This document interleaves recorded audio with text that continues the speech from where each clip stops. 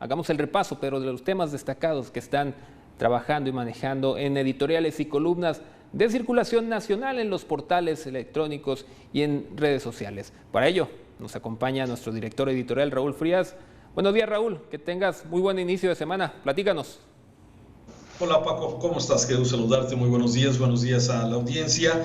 Hay editoriales interesantes este inicio de semana de temas que se van a abordar. Desde luego que estaremos atentos de lo que suceda en las próximas horas. Uno de ellos es el periódico Universal, a través del columnista Raúl Rodríguez Cortés. Él titula su columna "El tribunal muestra sus cartas, Félix se va y Morón se queda". Y aquí habla precisamente el analista en el sentido del voto que puede ser lo que tomen los magistrados del Tribunal Electoral, en donde podrían tener esta votación diferenciada entre el caso del escandaloso de Félix Salgado Macedonio, aspirante a la gobernatura del estado de Guerrero, y de Raúl Morón, que aspira al estado de Michoacán. ¿Cuál sería la diferencia en esencia, de acuerdo a lo que dice Raúl Rodríguez? Bueno, a que en el caso de Félix Salgado Macedonio ha habido una serie de mentiras sobre el tema si realizó campaña o precampaña cuando debería ser solamente interno, y lo cual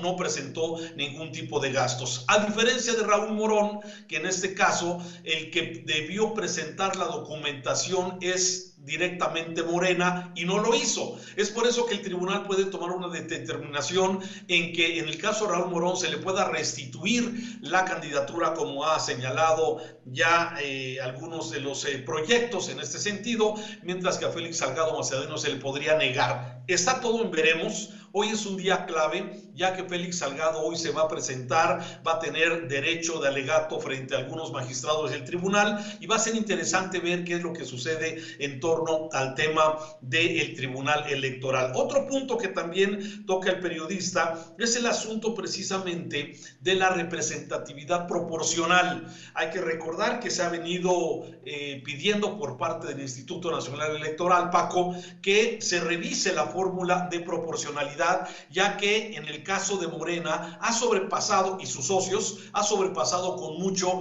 el 8% de proporcionalidad que supuestamente se podría tener de más. Y esto de alguna forma se está revisando, y que para la próxima jornada electoral pues no se dé ese digamos vicio que se venía dando de tener una mayor representatividad de los votos obtenidos. Un tema interesante que será abordado este día por los magistrados del Tribunal Electoral. Hay otra columna del periódico Milenio que escribe Ricardo Rafael. Es una columna muy interesante, Paco, que habla sobre dice qué hacer cuando el presidente se equivoca. Así titula su columna. ¿De qué habla Ricardo Rafael? Pues habla precisamente de, dice, ¿pueden los errores de un solo hombre exculpar los pecados de toda una nación? Y aquí dice, fue enorme la indolencia de Andrés Manuel López Obrador durante la cumbre virtual organizada por el presidente de Estados Unidos, Joe Biden, para comprometer a las principales economías del mundo a una reducción drástica de las emisiones que afectan la vida del planeta. Aquí el periodista critica de alguna forma la forma en cómo el presidente mexicano López Obrador decidió dar la espalda a los 40 dignatarios asistentes a esta cumbre, mientras que Estados Unidos, Canadá, los principales socios comerciales de ese país, ofrecieron metas para poder reducir entre 40 y 55% para 2030 sus emisiones contaminantes, mientras que China y Europa aseguraron que van a alcanzar neutralidad en sus emisiones. Pero aquí, ¿a qué se refiere el periodista? Precisamente a que si el presidente decidió darle la espalda a la cumbre de la Tierra, a no dar de alguna forma un mensaje claro sobre el tema de cómo reduciría México sus emisiones contaminantes, dice, aquí es precisamente por qué un país tiene que pagar las culpas de un presidente. Pero aquí pregunta precisamente Ricardo Rafael, ¿dónde está la oposición? La oposición de López Obrador suele disfrutar de estos errores en vez de proponer alternativas. Los usa para escupir contra el mandatario como si esa reacción cargada de visceralidad va a solucionar algo. Le quedan poco menos de 4 años a esta gestión y el país no puede permitirse esperar a que López Obrador deje Palacio Nacional para que México cuente con una política seria respecto al cambio climático. Y aquí se pregunta el periodista, ¿dónde está el sector empresarial? ¿Dónde los demás partidos? ¿Dónde está el Senado, las universidades, las autoridades locales? ¿Dónde precisamente los intelectuales y los ecologistas? Sí, porque se puede equivocar el presidente, pero debería haber una agenda alterna que lleve la sociedad civil y todos estos organismos que acabo de comentar precisamente en este sentido. Y termino con una columna más que me parece muy interesante, que hoy publica el periódico Reforma. Dice, esta columna se llama precisamente La lógica de la dictadura. Es de Jesús Silva Herzog Márquez.